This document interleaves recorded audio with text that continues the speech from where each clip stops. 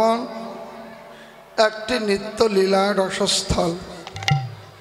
প্রতিদিন বৃন্দাবনে চলছে রাধা কৃষ্ণের অপ্রাকৃত প্রেমলীলা মাধুরী স্মরণাস্বাদন। কোথায়? সাধক চিত্তে, ভাবুকের অন্তরে। আমাদের গতানুগতিক লীলা স্মরণীয় বিষয় হল উত্তরাগষ্ঠ বা ফিরাগষ্ঠ। প্রতিদিন রাখাল জীবন কানাইয়া ব্রজ বালক নিয়ে গোচারণ ভূমিতে আসেন বিনোদ খেলা খেলতে। খেলতে খেলতে ওরা এতটাই মগ্ন হয় যে মায়ের কাছে যেতেই চায় না, কানাইয়ের সাথেই খেলি। কিন্তু নিয়ম অনুসারে তো ফিরতেই হবে, তাই মন থেকে ওরা আপন ঘরে ফিরে যায়। এই ফিরে যাওয়াটাই হলো উত্তরাগষ্ঠ। কিন্তু যারা ভাবুক, যারা সাধক, তারা অনুভব উপলব্ধি করে অনেক অনেক মতান্তর দিয়ে থাকেন। তন্মধ্যে একটি হলো, আমরা কে গো? প্রথমত সিদ্ধান্ত হলো আমরা অমৃতের সন্তান, অমৃত লোক থেকে আমরা এসেছি এই ধরাধামে। দুই, আমরা এই যে দুর্লভ মনুষ্য জন্ম পেয়েছি এমনি এমনি হয়নি। শাস্ত্রে বলে 84 লক্ষ গর্ভ ভ্রমণ করে এই দুর্লভ মনুষ্য জন্ম। কেন? কৃষ্ণ ভজিবার তরে সংসারে আইনু। এসেছি কেবল আমরা কৃষ্ণ ভজন করবার তরে। এ জন্ম হলো কৃষ্ণ ভজনের জন্ম। এসেছি তো জগতে। সবচাইতে ধ্রুব সত্য হলো আবার ফিরতে হবে। কিন্তু কেউ আমরা বোধ হয় কেউই ফিরতে চাই না এই সুন্দর ভুবন থেকে। কেন চাই না? যে কাজটি করবার জন্য আসা, সেই কাজটি না করে আমরা অঙ্গরসে, আমরা মায়ার কবলিত হয়ে মায়ায় মগ্ন হয়ে আছি, মগ্ন হয়ে আছি, মুগ্ধ হয়ে গেছি ভজনের পথটি ভুলে। এই যে রঙ্গরসে আনন্দের বাজারে নিজেকে হারিয়ে ফেলেছি, ভুলে গেছি কৃষ্ণ ভজনের পথ। তাই এতটাই এই সুখময় জগতে আনন্দ রসে মেতে গেছি যে মনেই নাই আমার আত্মস্বরূপ, মনেই নাই আমি কোত্থেকে এসেছি, কোথায় যেতে হবে। কিন্তু মরার কথা হলে সবাই একটু ভয়ই পায়, কেউই চাই না মরতে। আজ পরম সৌভাগ্যের বিষয় যে ইতপূর্বে কখনোই এই রাজ শ্মশানে কখনো নাম লীলা যজ্ঞানুষ্ঠান হয়নি। মহানুভাব কমিটি বৃন্দ তাদের শুভবুদ্ধি উদয় হয়েছে বিধায় আজ অগণিত সাধু গুরু বৈষ্ণব এসেছেন এই ভূমিতে। এসেছি আমরা লীলারাস আস্বাদন করতে। কিন্তু ধ্রুব সত্য হলো এই স্থানটি হলো সবার জীবনের শেষ আশ্রয়। প্রত্যেককেই আসতে হবে, কিন্তু কেউ চাই না। সবাই জানি আসতে হবে, কিন্তু কেউই আমরা আসতে চাই না। কেন চাই না? ছোট ভয়। কেন ভয়? ও পারে যে যাব, এ যাওয়ার কোনো সম্বল এখনো হয়নি। ভারতের অনেকগুলো তো রাজ্য, তার মধ্যে আরো আগে ওই পাকিস্তান, শ্রীলঙ্কা, আফগানিস্তান, নেপাল, ভুটান, এগুলো সব মিলেই ছিল মহাভারত। উপমহাদেশ, এক এক প্রদেশের এক এক রীতিনীতি। উপজাতিদের মধ্যে একটা প্রথা ছিল, তাদের যারা পরিচালক হবে, 5 বছর যে রাজা হবে, ওই রাজাকে 5 বছর পরে নির্বাসনে যেতে হতো। তাকে গহীন জঙ্গলে রেখে আসা হতো, সেখানে হিংস্র প্রাণীদের কবলে তাকে মৃত্যুবরণ করতে হতো। এটা যখন অনুভব করে গেল, আর কেউই রাজা হতে চায় না। রাজা হলেই চরম সাজা ভোগ করতে হয়। রাজাবিহীন রাজ্য চলছে, কিন্তু কে পরিচালনা করবে? ওই ভয় অরণ্যের পাশে একটা অভয় অরণ্য, এক সাধু সাধনায় মগ্ন, উপজাতি হিংস্র। ওরা সাধুকে ধরে আনলেন, বললেন সাধুগুরি বাদ দিয়ে আজ থেকে আমাদের রাজা হয়ে রাজ্য চালাতে হবে। বললেন কেন? আমি তো রাজা হতে আসিনি। বললেন হতে হবে, বাধ্য করলেন। এবার জিজ্ঞাসা করলেন কেন ভাই, তোমাদের মধ্যে থেকে তো কেউ হতে পারো। বললেন কেউই হতে চায় না। কেন? 5 বছর পর তাকে ওই গহীন হিংস্রপূর্ণ প্রাণীময় জঙ্গলে ফেলে আসতে হয়। ও আচ্ছা। সাধুর সদ্বুদ্ধি মাথার মধ্যে কাজ করলো। মন্ত্রী পরিষদ যাদের নিয়ে গঠন করলো, সেনাপতি নিয়ে, এবার ওই অরণ্যের দিকে তারা পাড়ি দিল।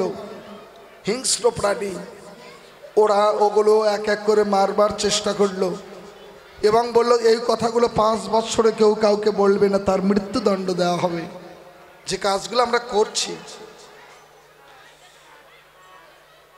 এবার অভয় অরণ্যে পরিণত হলো, বন জঙ্গল কাটা হলো। সেখানে আরো হিংস্র হিংস্র যে সকল অসভ্য মানুষ, তাদের ভালোবাসা স্নেহ সোহাগ দিয়ে তাদের আপনত্ব করে নিল কে? সাধুর সৎ মহিমার দ্বারা। এমনি করে থেকে থেকে যখন চলে যায়, ওরা হাহাকার করে কবে আমাদের সেই প্রাণের মানুষটি আসবে, এই প্রতীক্ষায়। সেখানে মন্দির করা হলো, ওদের জন্য বিদ্যা নিকেতন করা হলো, অনেক ব্যবস্থা করা হলো। ক্রমে ক্রমে 5 বছর চলে গেল।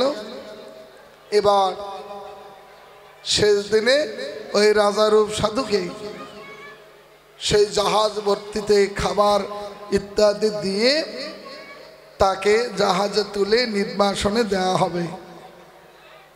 এতদিন যত রাজা তাদের বিদেশেতে তোলা হতো, তারা হাউমাউ করে কাঁদত, যেতে চাইত না। কেননা স্ত্রী পুত্র পরিজন সুখের সংসার ছেড়ে মৃত্যুকেও বরণ করতে চায় নাকি?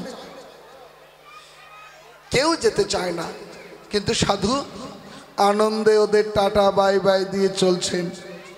ওরা অবাক হলেন, কিছুক্ষণ পরেই মৃত্যুর কবলে কবলিত হতে হবে, আর ও ভাবনাই করছে না। কেন ভাবনা নাই বলুন তো?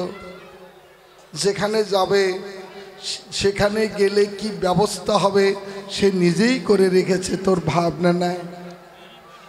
ওপারে কেউ যদি ব্যবস্থা করে তার কি আর ভয় থাকে নাকি?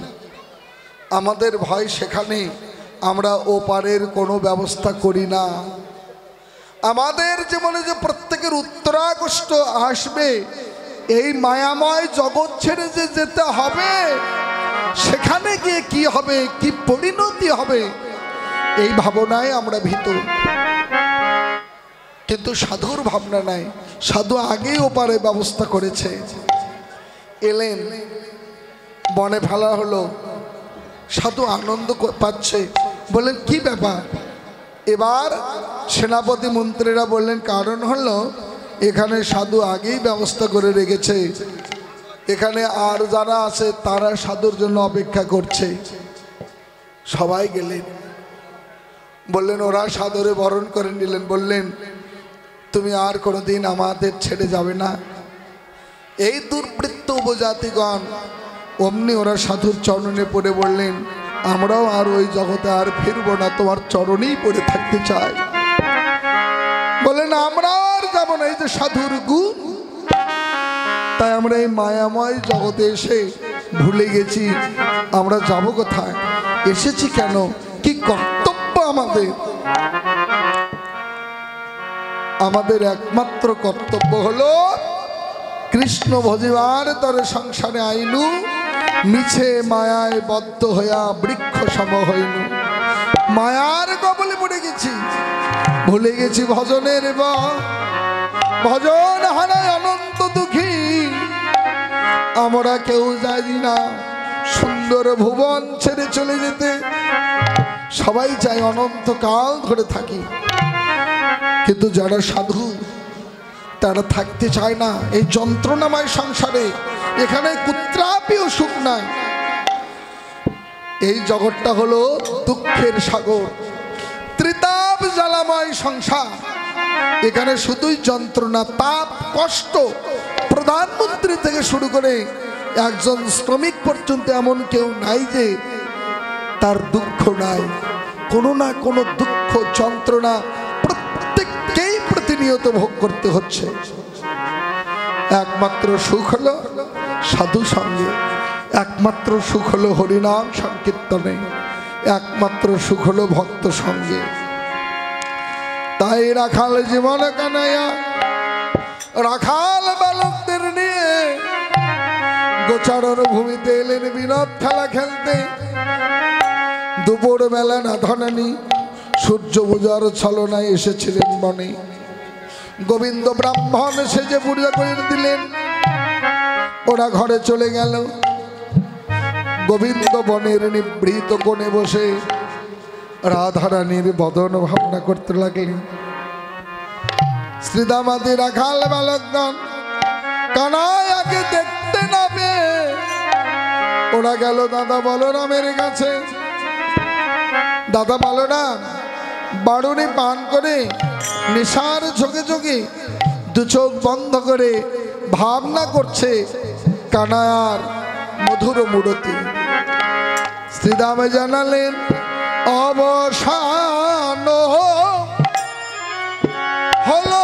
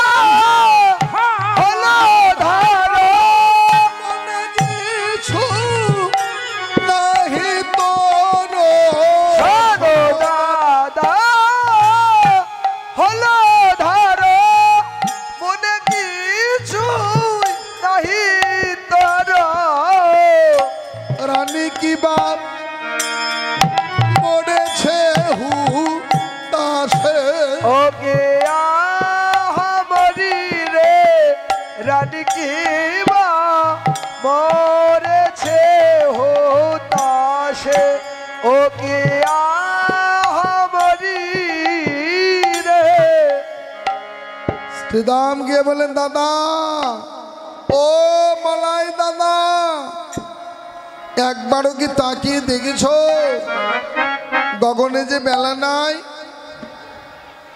রানীকে বলেছো তুমি সকালে আসিব রানীকে বলেছো তুমি সকালে আসিব আমি ব্রজপুরে লইয়া কানার ব্রজপুরে লইয়া কানাই সকাল সকাল ঘরে আসিব, সকাল সকাল ঘরে আসিব। কানাই লয়া গোষ্ঠ হতে সকাল সকাল ঘরে আসিব, কানাই লয়া গোষ্ঠ হতে সকাল সকাল ঘরে আসিব। কানাই লয়া গোষ্ঠ হতে মায়ের কাছে বলে এলে।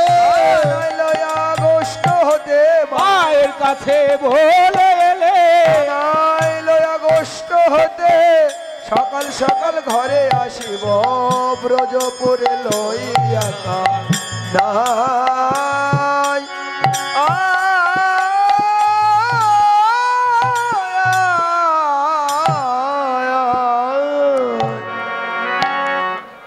জানালেন, ও দাদা তুমি না মায়ের মুখ ভরে বলে এলে মা কানাইয়াকে সাজিয়ে দাও, বেলি অবসান হতে না হতে কানাইকে নিয়ে ঘরে ফিরবো।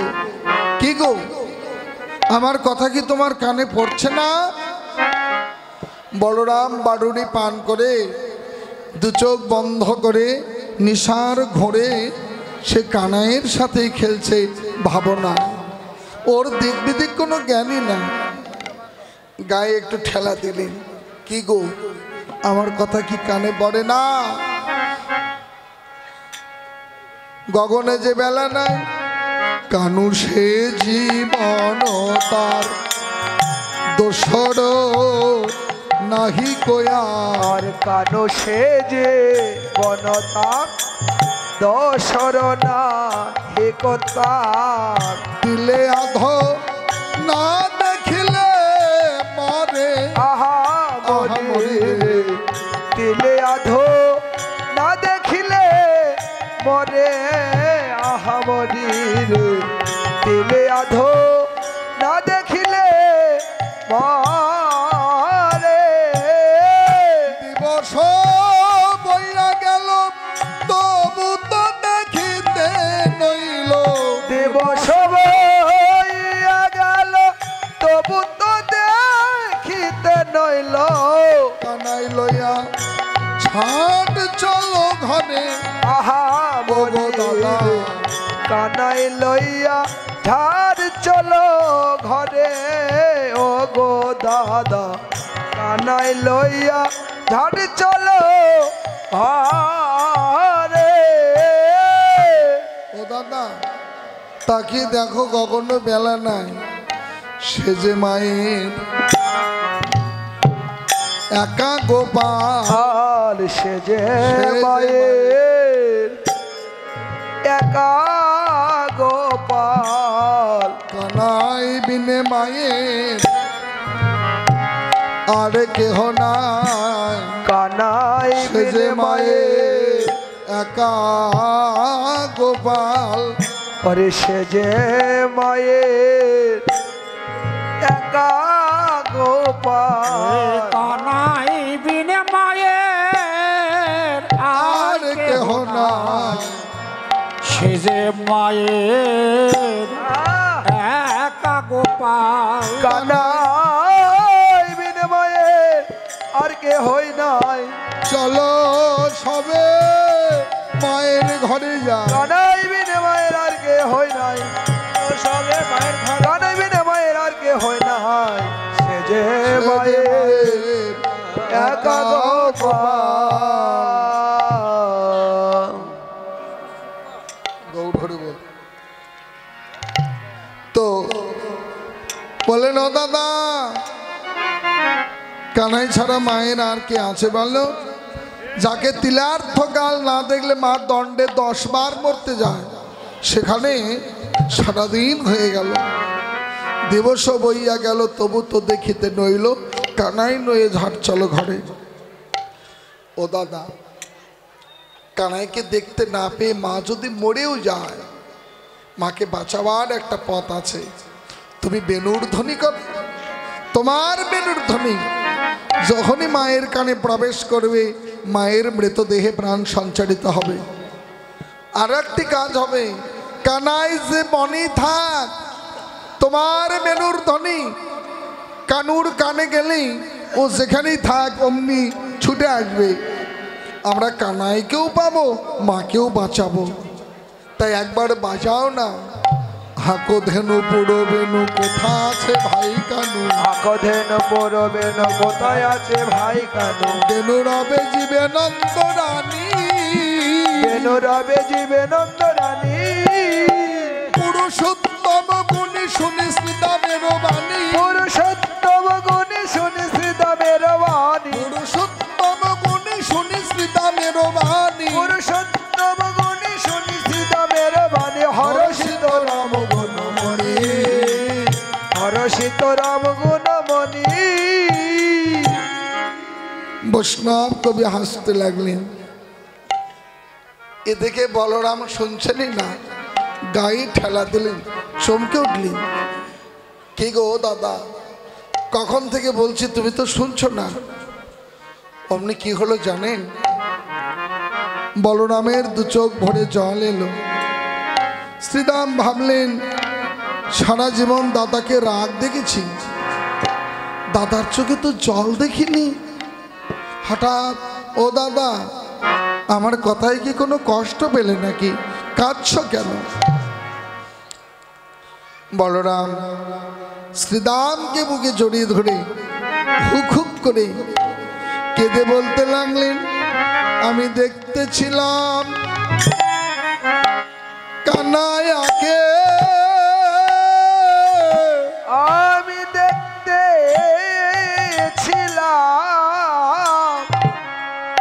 আমার কানাইয়াকে, আমি দেখতেছিলাম কানাইয়াকে, বারুনি পানে ঝোঁকে ঝোঁকে, আমি দেখতেছিলাম আমার আমার কানা কানাইয়াকে, এই যে বারুনি পানে ঝোঁকে ঝোঁকে আমি দেখতেছিলাম কানাইয়া রে, বারুনির প্রাণে ঝুঁকে ঝুঁকে দেখতেছিলাম কানাইয়াকে, ওই বারুনির পানে ঝুঁকে ঝুঁকে দেখতেছিলাম কানাইয়াকে, ঝুঁকে ঝুঁকে আমি দেখতেছিলাম আমার কানাইয়াকে।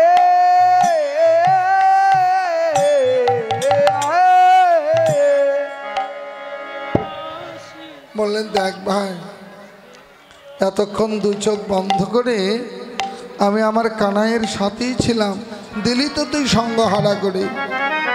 শ্রীদাম বলেন, কানাইয়া, ও দাদা, তুমি যেমন কানাইয়াকে ভালোবাসো আমরাও তো ভালোবাসি। কানাইয়া নাই জন্যই তো তোমার কাছে এলাম, একবার বেনু বাজাও না দাদা। শ্রীদামের কথা শুনে বলরাম যেমনি বেনুর ধ্বনি করেছে অমনি কানাইয়া ছুটে এলেন। কানাই এসে শ্রীদাম আদি বালকদের জানালেন, কিরে একবারও কি তাকিয়ে দেখেছিস গগনে যে বেলা নাই? আরে দেরি নয়, ওরে বাল জড়, ওরে করসিদা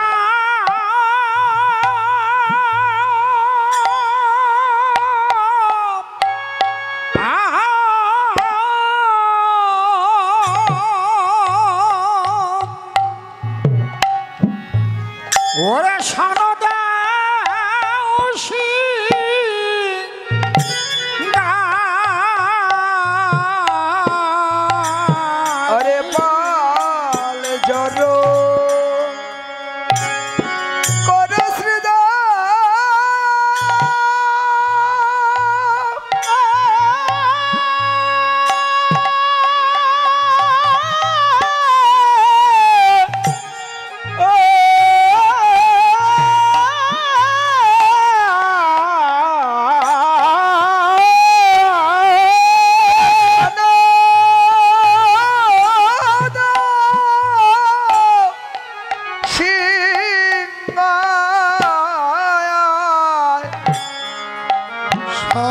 ঘনবি সমখাই ভাই বুঝি নাম করে মা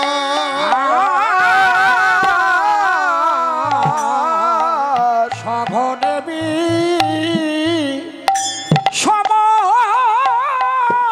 খাই ভাই নাম করে মা আমার মা বুঝি কত ডাকিতেছে আমার বাবুজি কত ডাকিতেছে ভাই আমার মা বুঝি কত ডাকিতেছে নবনীর থালা হাতে নিয়ে আমার মা বুঝি কত ডাকিছে ভাই থালা হাতে নিয়ে গোপাল এলি নাকি বলে থালা হাতে নিয়ে গোপাল আমার এলি নাই বাবারে থালা হাতে নিয়ে বাবুজি কত ডাকিতেছে কানাইয়া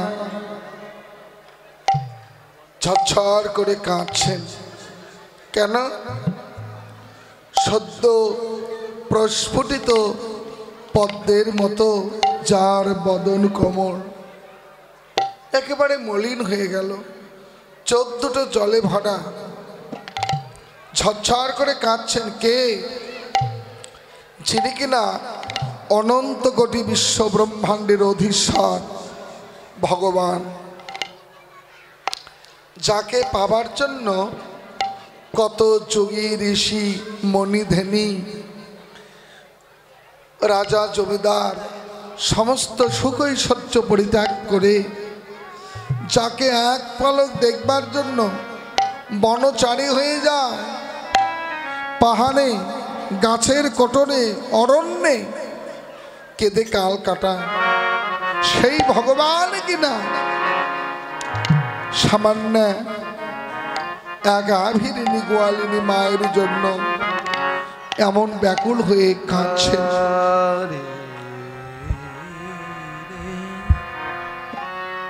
জানালেন, ও ভাই শ্রীদাম, আমার আর খেলা ভালো লাগছে না রে।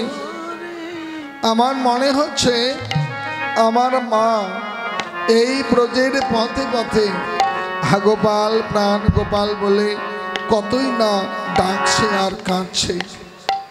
কি করে জানলি ভাই? তুই তো রইলি বনে আর মা রইল ঘরের কোণে, কি করে বুঝলি? দেখ ভাই, আমার মা যদি নাই বা ডাকবে তাহলে আমার এত বিষম লাগবে কেন? সঘনে বিষম খায়। মায়ের ডাক যে প্রাণের ডাক, মায়ের ডাক যে মরমের ডাক।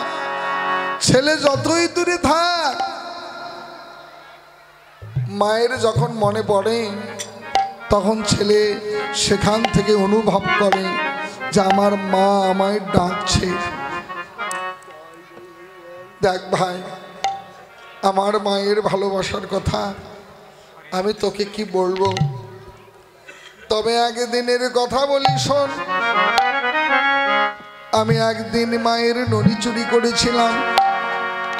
আমার মা আমার প্রতি রক্তিম নয়নে চেয়েছিল।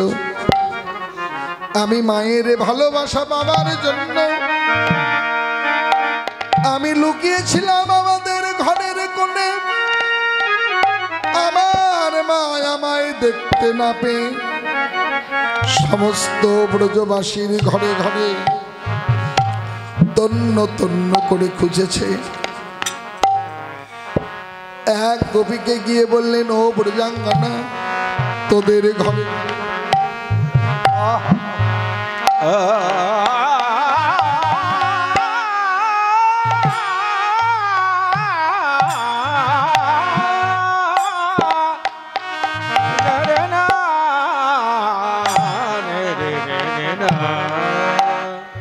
আমার নবনীল উভুদ গোপাল এসেছিল নাকি রে?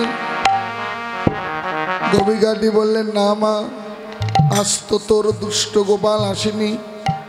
তবে দুষ্ট শিরোমণি তোর গোপালের কাণ্ডের কথা কি বলবো?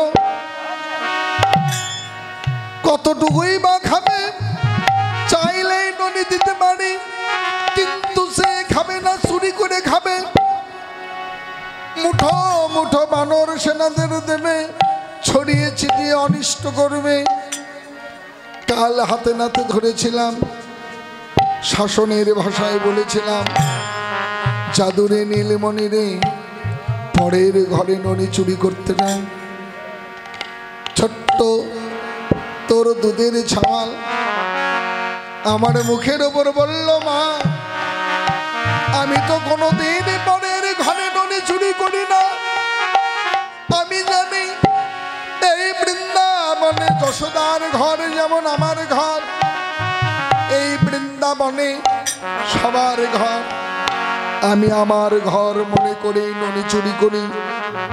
কিন্তু তোমরা যখন আমার কেউ না, এমন করে যখন পর করে দিলে, কাল থেকে যদি না খেয়ে পড়েও যাই, আমি আর কোনোদিন পরের ঘরে ননি চুরি করব না। এমনি করে তোর গোপাল চলে গেল। দেখ যশোদা, আমাদের নবনীর ভাণ্ড থরে থরে সাজানো রইল।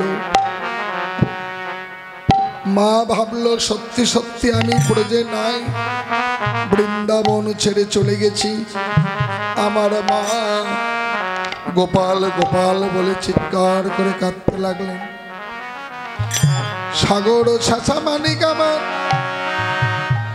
অভাগিনীর একমাত্র রত্ন, অন্ধার ষষ্ঠী শিবরাত্রি একমাত্র পন্থে সারা জনম আরাধনা করে তোরে পেয়েছি পুত্র রূপে। তুই যদি মাকে ভুলে থাকতে পারিস, আমি কেন পারবো না? কার ঘরে আছিস একবার দেখাতে। সেদিনের মায়ের কান্নার কথা আর কি বলি ভাই, আমি আর থাকতে পারলাম না। দৌড়ে এসে মায়ের গড়া জড়িয়ে ধরলাম। আমার মা আমার বদন কমলে চুমো দিয়ে বললেন, গোপাল রে, কথা দে, এমনি করে কোনোদিন আমায় না বলে আর লুকাবি না। তুই ছাড়া এই অনন্ত কোটি বিশ্ব ভুবন মাঝে আমার যে আর কেউ নাই। তুই হলি অন্ধের জ্যোষ্ঠী, একমাত্র অবলম্বন। দেখ ভাই, সেখানে সারা দিন হয়ে গেল, একবারও মা আমায় দেখতে পায়নি। আমায় না দেখে যদি মায়ের একটা কিছু হয়ে যায়, সত্যি সত্যি যদি মা মরে যায়, যদি আমি আমার মাকে দেখতে না পাই, আমার ভবিষ্যতের কথা ভেবে দেখ ভাই। মা যদি নাই বাঁচে, আমি জন্মের মতো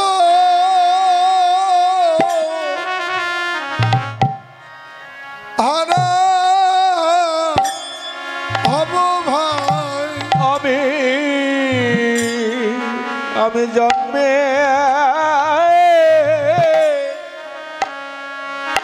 জন্মের মতো হারা হারা হব ভাই।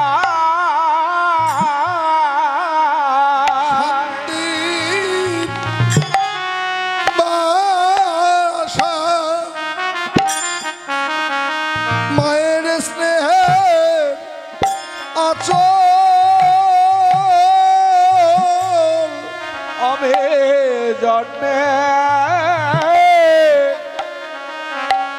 জন্মের মতো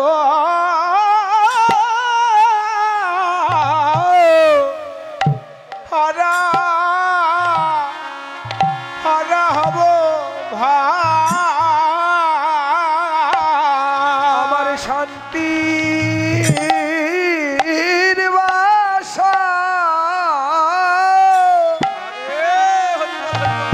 মায়ের স্নেহের আচল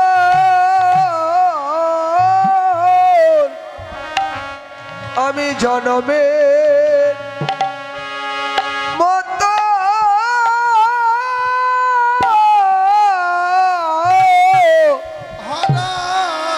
আমি হারা হব ভাই দেবে মাথা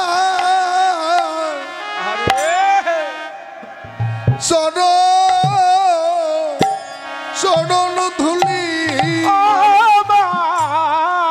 আমাকে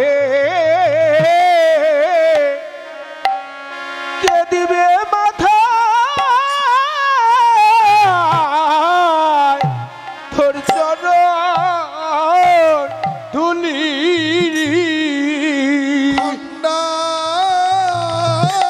ঠান্ডাইতে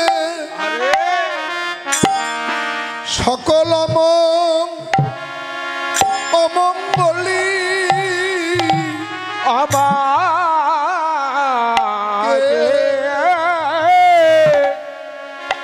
কে দিবে মাথা তোর চরণ ধুলি আরে খন্ডা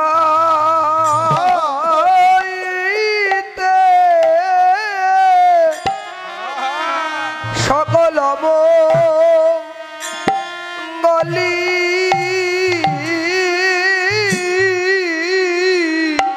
কে দিবে মাথা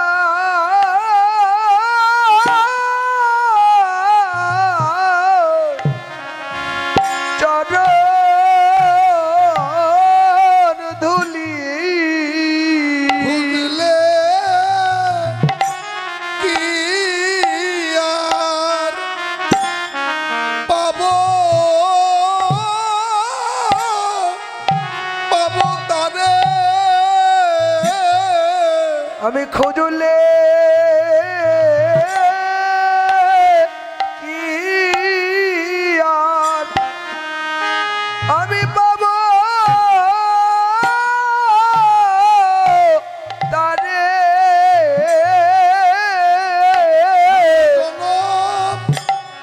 ভরে এই বিশ্ব জুড়ে আমি খুঁজলে কি আর আমি পাবো তারে জনম ভরে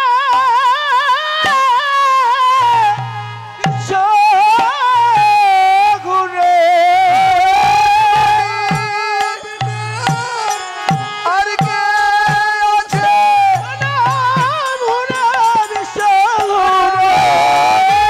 আর কে আছে আর কে আছে কিয়া আমি বাবা তারে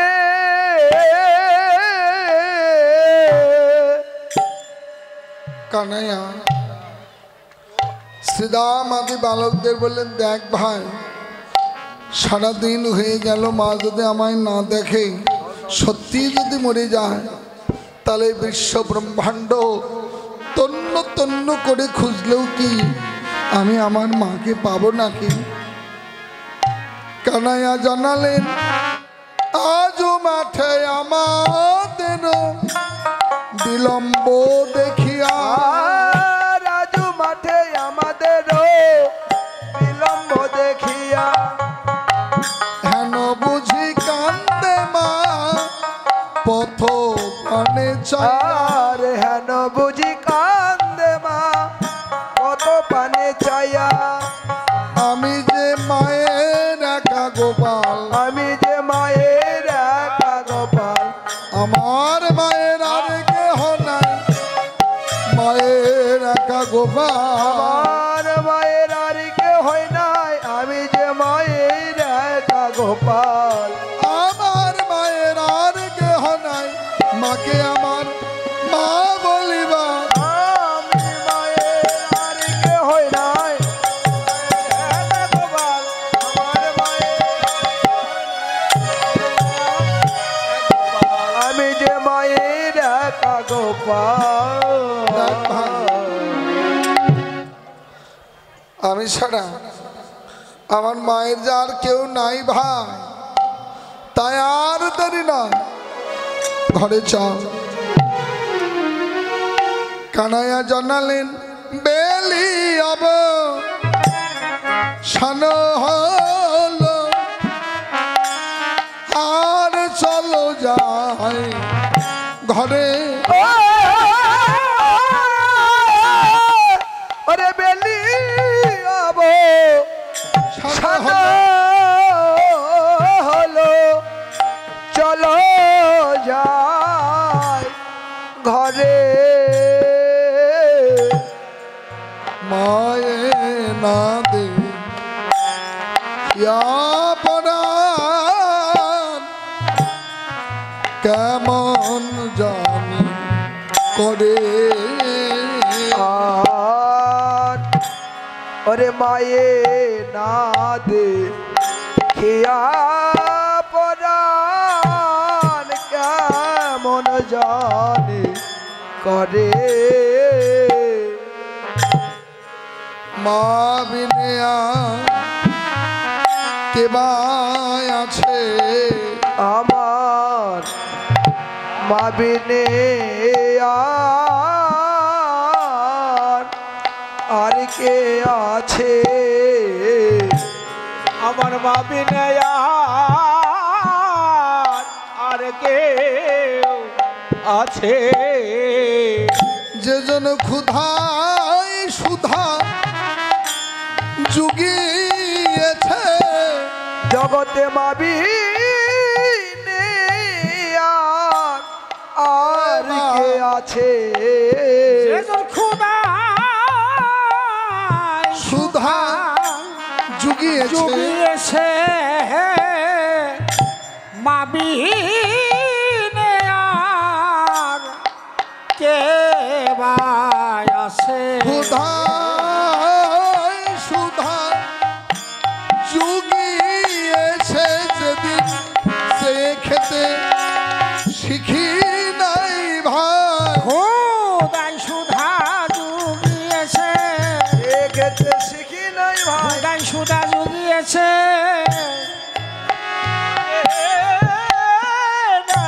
আমার আর কেউ আছে দেখ ভাই জগতে মায়ের মতো আপন কেউ আছে নাকি?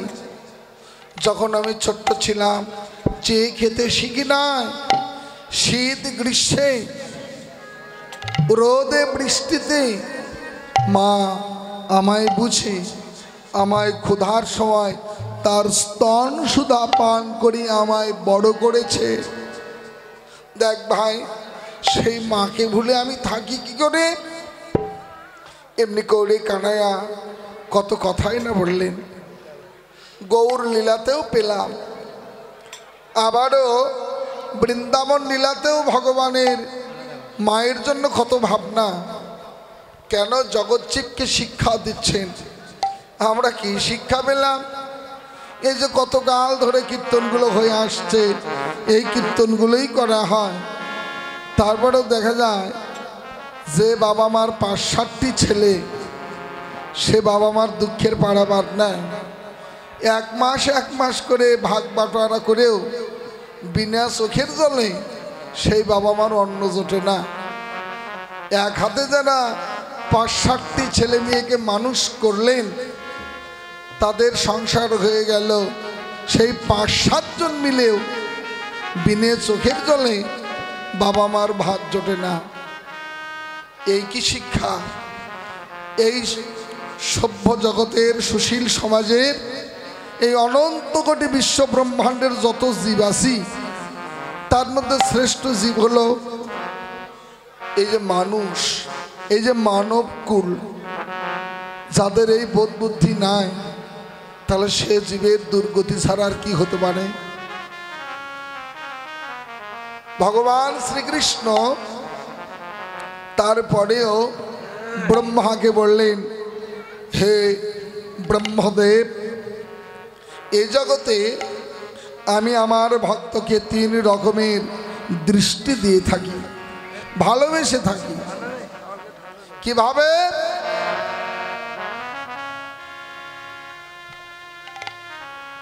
ধ্যান দর্শন স্পর্শই মীন কুর্ম বিহঙ্গমা। বিহঙ্গম মানে হলো পাখি। এ জগতে হে ব্রহ্মা, পাখিগুলো ডিম পাড়ে, ডিম থেকে বাচ্চা বের হয়, ওরা ওদের চোখ ফোটে না, উড়তে পারে না। মা পাখিটি নিজে না খেয়ে সন্তানের গলধকরণ যোগ্য দ্রব্যগুলো, যেগুলো গিলতে পারবে, এমন দ্রব্যগুলো মা পাখিটি না খেয়ে নিজের ঠোঁটে করে এনে সন্তানের মুখে দেয়। ওর তো কোনো বিদ্যা নাই, ওর তো কোনো প্রাতিষ্ঠানিক শিক্ষা নাই, তবে অপত্য ললনটা পেল কি করে যে সন্তান কোনটা খেতে পারবে কোনটা পারবে না? মা পাখিটি যেমন না খেয়ে সন্তানের মুখে দেয়, এ জগতে পাখিটিও যেমন, পাখির বাচ্চাটিও যেমন মা ছাড়া আর কাউকেই জানে না। হে ব্রহ্মা, এই জগৎ সংসারে যে সমস্ত ভক্ত আমাকে ছাড়া আর কিচ্ছু বোঝে না, আমাগত প্রাণ, আমি যাদের সর্বসার পরাৎপার, যারা আমার মুখাপেক্ষী হয়ে থাকে, আমি মা পাখির মতো করে তার সমস্ত সংস্থান আমি করে দেই, সব ব্যবস্থা করি। কার? আমার ভক্তের। অর্জুন মিশ্র তার উপাখ্যান দিয়ে গীতার 9ম অধ্যায়ে রাজবিদ্যা রাজগুচ্ছ যোগের যে 22তম শ্লোকটি, অনন্যাশ্চিন্তয়ন্ত মাং যে জনা পর্যপাসতে তেষাং নিত্যাভিযুক্তানাং যোগক্ষেমম বহম্মহম। এ জগতে আমাগত প্রাণ, দাদা ডেবে গেল তো, একটু মেইন ভোকালটা একটু ক্লিয়ার করে। আমাগত প্রাণ ভক্তজনা, যারা জগতের অন্যান্য চিন্তা পরিত্যাগ করে মত প্রাণায়ণ হয়ে আমার ভজন করে, আমি এহ জগতের সুখ এবং সেবারের কল্যাণ বা মুক্তি আমি বহন করি। ধ্যান দর্শন স্পর্শই তাদের আমি স্পর্শ করে থাকি, তাদের সব কিছু ব্যবস্থা আমি করি। আর এক শ্রেণীর ভক্ত মীন কুর্ম বিহঙ্গমা। মীন মানে মাছ। কতগুলো মাছ আছে, শোল, গজার, টাকি। এই মাছগুলো ডিম থেকে সোনালি কালারের কিছু কিছু বাচ্চা মাছের পোনা বের হয়, ওরা গুচ্ছাকারে দলবদ্ধ হয়ে বিচরণ করে। মা পাখি, মা মাছটির সাথেই থাকে,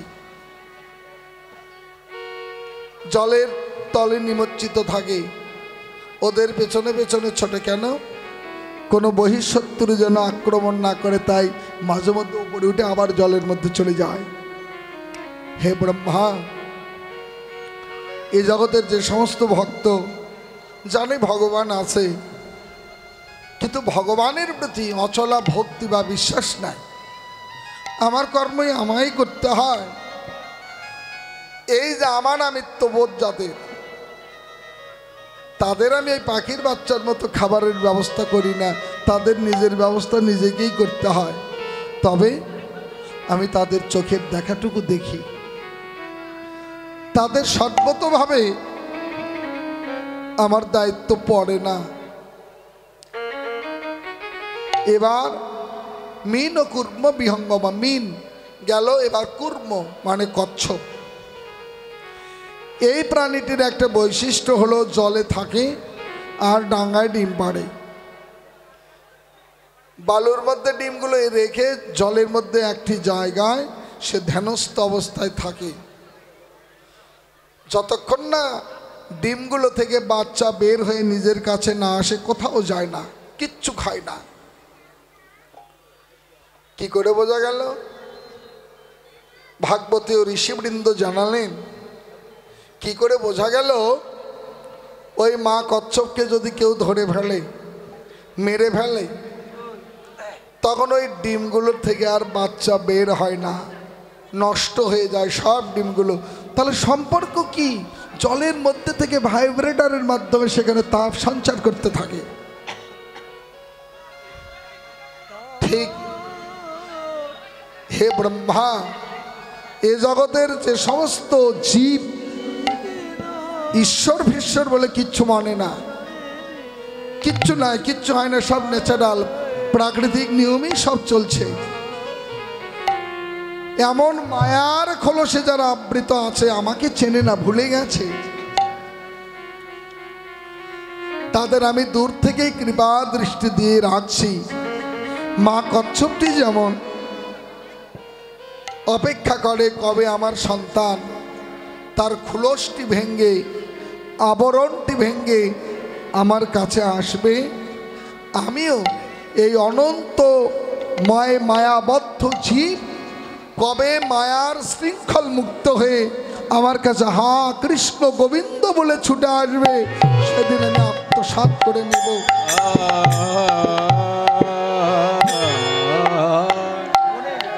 তাই আমরা যেখানেই থাকি, যেভাবেই থাকি, মনটা যেন একটু গোবিন্দের চরণে দিতে পারি। মনটা গোবিন্দের চরণে দিলেই আমাদের সর্বসিদ্ধি। এই দেওয়াই তো দিতে পারি না, এই সময়টুকু আমার সময় হয় না। যাই হোক, যারা দিয়েছে তারাই পরম সুখে রয়েছে, পরম আনন্দে রয়েছে। এই কথাগুলো না, এই কীর্তনগুলো কেবলই অনুভবের বিষয়। যার মধ্যে কোনো অনুভবই জাগ্রত না হয় বৃথা জনম। ভগবানকে পেতে গেলে বড় বড় সংস্কৃত শ্লোক ঘন্টার পর ঘন্টা ধরে উচ্চারণ করতে হয় না। ভগবানের সমীপে ঘন্টার পর ঘন্টা মন্ত্র উচ্চারণের দরকার হয় না। কেউ যদি সরল অন্তরে ভগবানের শ্রী বিগ্রহ তলে পড়ে যদি বলে, হে গোবিন্দ, তুমি ছাড়া অনন্ত কোটি বিশ্ব ব্রহ্মাণ্ডে আমার কেউ নাই, কিছু নাই, এই বলে যদি কেউ একবার দু ফোঁটা অশ্রুর জল বিসর্জন করতে পারে, ভগবান নিজেকে তার কাছে বিক্রয় মানে। হরিভক্তি বিলাসে জানালেন, কেউ যদি একটি তুলসী আর এক গুণ্ডুস জল আমার চরণে দেয়, আমি তার কাছে নিজেকে বিক্রি করে ফেলি, সে আমায় কিনে নেয়। কেনা জিনিসের প্রতি যেমন অধিকার থাকে না, যখন ভক্ত আমায় কিনে নেয় আমার কোনো অধিকার থাকে না, আমি ভক্তের অধীন হয়ে যায়। তাই তো ভগবান ভক্তাধীন। এই ভক্ত হতে গেলে জ্ঞানী নয়, পণ্ডিত নয়, বিদ্বান নয়, হতে হবে সরল প্রাণা, সরল মনে। আর একটা উপাখ্যান মনে পড়ে গেল। বেশ কিছু কাল পূর্বে বৃন্দাবনে এক বাবাজির আশ্রমে সরল প্রাণা এক ছেলে থাকত। বৈকাল্য সময়ে ভাগবত আস্বাদন হতো, গুরুদেব পাঠ করতেন, ছেলেটি শুনত। শুনতে শুনতে আজ ভাগবতের 10ম স্কন্ধ। মা যশোদা গোপালকে সাজিয়ে দিলেন, বেশ রাখাল সাজে সাজিয়ে তাকে গোষ্ঠে পাঠালো। ওই ছেলেটি শুনে বললেন, গুরুদেব কোন বনে গেল গো? বললেন, ওই তো নিধু বনেই খেলে প্রতিদিন। শুনছে কিন্তু ভাগবত, একখানা গ্রন্থ। বললেন গুরুদেব, কতদিন ধরে তোমার চরণেই পড়ে আছি, তুমি আজও কেন বললে না যেই পাশের বনেই কৃষ্ণ প্রতিদিন গোষ্ঠ বিহার করে খেলে, এতদিন ধরে পড়ে আছি, আজও কৃষ্ণকে দেখতে পেলাম না। ঠিক আছে, কখন যায়? সকালবেলা যায়। পরের দিন ভোগ মন্দিরে গিয়ে বলেন আমার ভাগের প্রসাদটুকু দাও, রুটি তরকারি নিয়ে দে দৌড়। নিধুবনে নিকুঞ্জ কাননে তন্ন তন্ন করে খুঁজছে। বেলা পড়ন্তকাল, ডুবু ডুবু ঝরঝর করে কাঁদছে। হে কানায়া, গুরুদেবের মুখে শুনলাম তুমি প্রতিদিন গোষ্ঠ বিহার করো, আর আজ আমি এখানে এলাম আর তুমি আজ খেলতে এলে না, আমার ভাগ্যে দেখা হলো না। পিছন থেকে বললেন বন্ধু এই তো আমি। কাছে এলেন, অপরূপ রূপ। কি বলেছিলেন জানেন?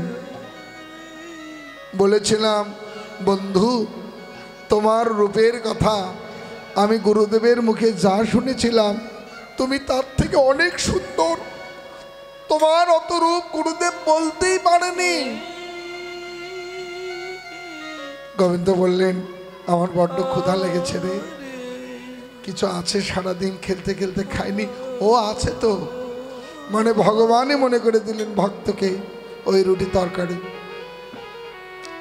ছিঁড়ে ছিঁড়ে ওই হাবাগোবা ছেলেটি ভগবানের বদনে দিচ্ছে। খেতে খেতে বললেন কাল যখন আসবি আমার জন্য আর দুটো রুটি তরকারি বেশি করে আনবি, খুব স্বাদ হয়েছে রে। কি কাণ্ড ঘটলো বলুন? ভগবান নিজেই ভক্তকে কথা দিল তুই কাল আবার আসবি, আমি আবার দেখা দেব। এত কৃপা কার ভাগ্যে হয়? পরের দিন ভোগ মন্দিরে গিয়ে হইচই লেগে দিল, আমায় দুটো রুটি বেশি দিতে হবে। চিৎকার, কিন্তু পান্ডাও দেবে না, ও ছাড়বে না। গুরুদেব বললেন কি রে, কি হলো? সরল ছেলের কথা ভেবে কাছে এলো। কি রে চিৎকার করছিস কেন? বললেন দেখো গুরুদেব, দুটো রুটি চাচ্ছি, দিচ্ছে না। কি করবি? ওই যে তুমি বলেছিলে কৃষ্ণ নিধুবনে খেলে, কাল দেখা পেয়েছিলাম, আমাকে বলেছিল, আমার রুটি তরকারি খেয়ে বলেছিল তোর গুরুদেবের আশ্রমের রুটি তরকারি খুব স্বাদের, কাল দুটো বেশি করে আনবি, তাই তো চেয়েছে, দিচ্ছে না। হা ভগবান, কে জানে কৃষ্ণ সেজে ও রুটি তরকারিটুকু খেয়েছে, আবার বলেছে আজ বেশি করে আনিস। এমন সরলে কি হয় রে, এমন বোকা কি হয়? আরে কৃষ্ণের কথা তো আমি ভাগবতে বর্ণনা করেছিলাম, দূর ভাগবত আমি সত্যি দেখতে পেয়েছি তো। ভাবলেন যাই হোক, শোন রে, যখন দেখেছিস একটি কাজ করতে পারবি কি, আমাকে একটু দেখাতে পারবি তোর বন্ধুকে? বললেন এটা কোনো ব্যাপার হলো নাকি? এবার এলেন, ওকে দে রুটি তরকারি দে। এলেন, বন্ধু এই যে রুটি নাও না। মুখে তুলে দিতে গিয়ে বললেন একটি কথা, আজ কিন্তু আমার গুরুদেবকে দেখা দিতে হবে তোমার। পাগল নাকি? তোকে দেখা দিয়েছি জন্য আমি যাকে তাকে দেখা দেই নাকি? কি যাকে তাকে বললে? যার কথা বিশ্বাস করে আমি তোমায় দেখতে পেলাম আর তুমি যাকে তাকে বলছো? তোমাকে রুটি তরকারি দেব না, ফিরিয়ে নিল। দেখুন কত সরল। কার কাছ থেকে নিলেন? ভগবানের কাছ থেকে, যার দৃষ্টিতে অনন্ত বিশ্ব ব্রহ্মাণ্ড সৃষ্টি হয়ে যায়, তাকে রুটি তরকারির লোভ দেখাচ্ছে, ভয় দেখাচ্ছে আমি তোমাকে দেব না। এ জগতের ছোট্ট সরল শিশু যেমন একে অপরের প্রতি আচরণ করে, ও সরল অন্তরে ভগবানকে বললো আমি তোমাকে রুটি তরকারি দেব না। ভগবান ওর সরলতার কাছে হারিয়েই গেল। ভগবান অনুভব করলেন যে এখনো বুঝলো না আমি কে, আমি কি করতে পারি। আমি ওর রুটির কাঙ্গাল নয়, ভগবান হলো প্রেম ভুখা, ভগবান হলো ভক্তের প্রেমের কাঙ্গাল, ভক্তির কাঙ্গাল। ভগবান জগতের সব দেয় কিন্তু প্রেম কখনো দেন না। কেন? কৃষ্ণ যদি ছুটে ভক্তে ভক্তি মুক্তি দিয়া তথাপিও প্রেম ভক্তি না দেন, রাখেন লুকাইয়া। কেন? যে প্রেম পেলে ভক্তকে ভগবানের কাছে যেতে হয় না, যে প্রেম কেউ লাভ করলে ভগবানই ওই ভক্তের পেছনে পেছনে প্রেমের কাঙাল হয়ে ছোটে। আজও তাই তো হলো। ঠিক আছে, দে তো রুটি তরকারি, আমি গুরুদেবকে দেখা দেবো, কথা দিলাম। চলো যাই। পেছনে পেছনে রওনা হলো। চিৎকার করে বললেন, গুরুদেব দেখো কাকে এনেছি। কেড়ে তুই তো একা, কেউ তো নাই, একা এই যে দেখো।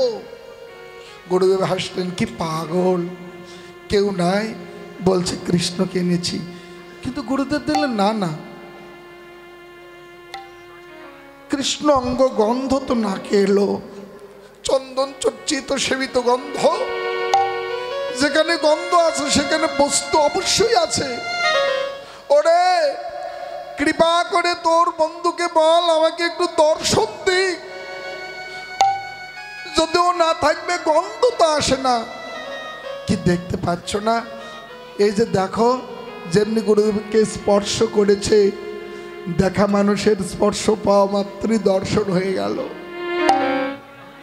কার কৃপায়? শিষ্যের করুণায় শ্রী গুরুদেবের দর্শন লাভ।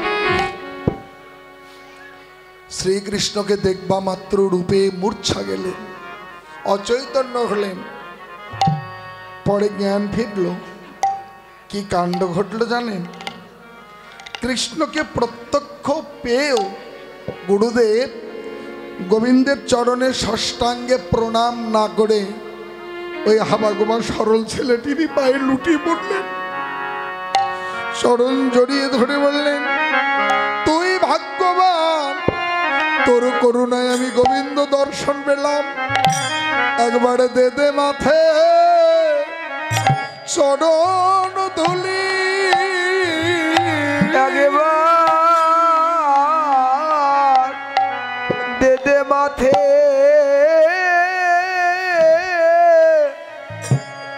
তোর চরণ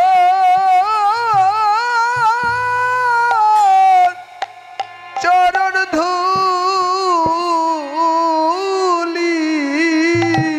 একবার দে দে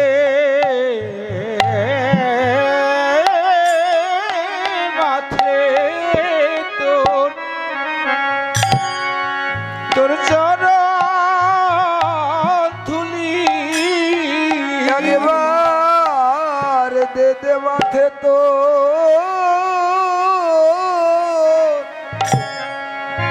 চরণ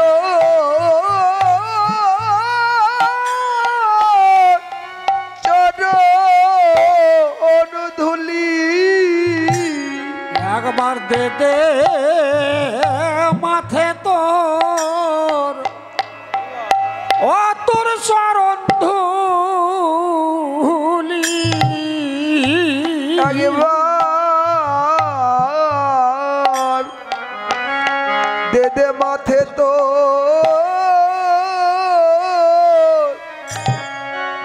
চরণ ধুলি। একবার দে দে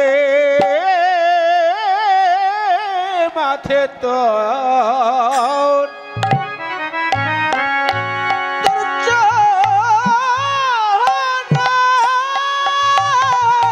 চরণ ধুলি।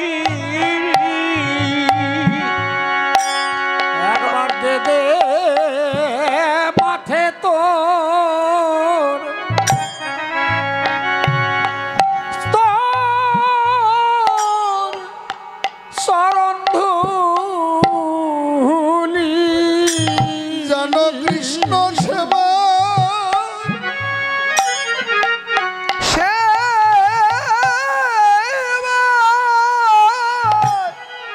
আমি লাগতে পারি। একবার দে দে মাথে তোর চরণ ধুলি। যেন কৃষ্ণ সেবা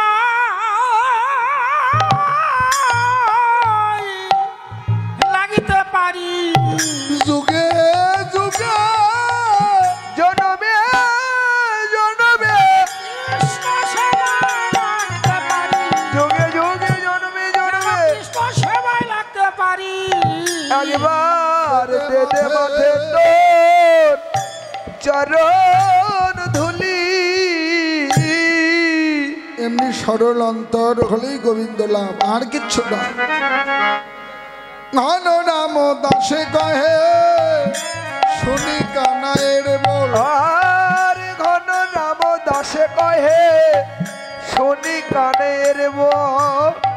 সকলরা খালো মাঝে পরে অতরল, সকলরা খালো মাঝে পরে অতরল। চলো যাই চলো যাই চলো যাই চলো যাই মায়ের কোলে চলো যাই, আরে মায়ের কোলে চলো যাই। আর বিলম্বের কাজ না, মায়ের কোলে চলো যাই। আনন্দের কাজ নাই মায়ের কোলে চলো যাই। আরে আর বিলম্বের কাজ নাই, মায়ের ঘরে চলো যাই। বিলম্বের কাজ নাই মায়ের কোলে চলো যাই। বিলম্বের কাজ নাই। আরে মায়ের কোলে চলো যাই। সকলেরা খালো মাঝে উঠে উত্তোলন। ওরে সকলেরা খালো মাঝে উঠে উত্তোলন। তাই সমস্ত রাখাল বালকদের মধ্যে কলরব পড়ে গেল, হইচই পড়ে গেল। যাই হোক, আমাদেরও লীলা স্মরণ পর্যায়ে যেতেই হবে, তো আমরা লীলা স্মরণে থাকি।